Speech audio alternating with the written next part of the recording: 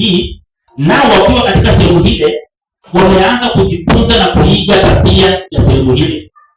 Na utapata kando pia kuna watu ambao wanaanza kunung'unika polepole. Fulani tulikuwa pamoja, fulani tukawa tunafanya hivi, fulani tukawa tunafanya hivi.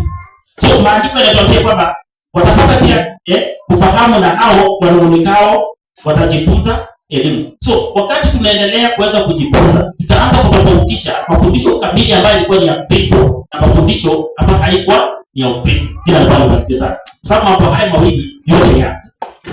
Lakini ni uamuzi ni sisi kama wanadamu tuweze kufanya. Kufuata wapi? Kila mtu anabatiza. Kwa sababu Yesu anasema njia ziko mbili. Kila mtu anabatiza. Kuna njia pana na kuna njia nyembamba. Lakini yote iko mbele zako. Ni wewe uweze kuamua ni gani utaweza kufuata.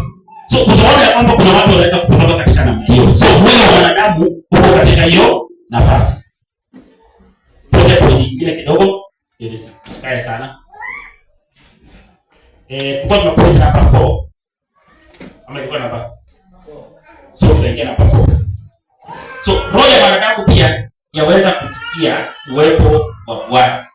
So unaweza pata roho ya mwanadamu jinsi kama moyo wa mwanadamu jinsi ulivyo. Pia unaweza kusikia uwepo wa Bwana. Na wakati mwingine tunaweza kwanza kusikia uwepo wa Bwana. Ila ndio Bwana pekee. So mambo haya mawili yanaweza kufanyika.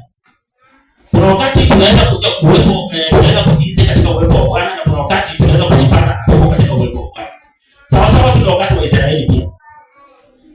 Mara nyingi matatizo yalipokuwa nyingi, walikuwa wanaomba kwamba uwepo wa Bwana uweze kuambatana na wao.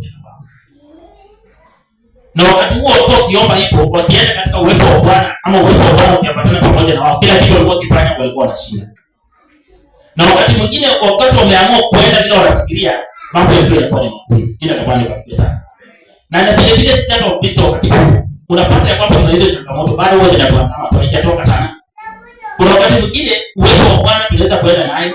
Kuna wakati mwingine uwepo wa Bwana huwa hatuendi pamoja naye. Tunaamua kwenda tu. Kila tabani kwa pesa.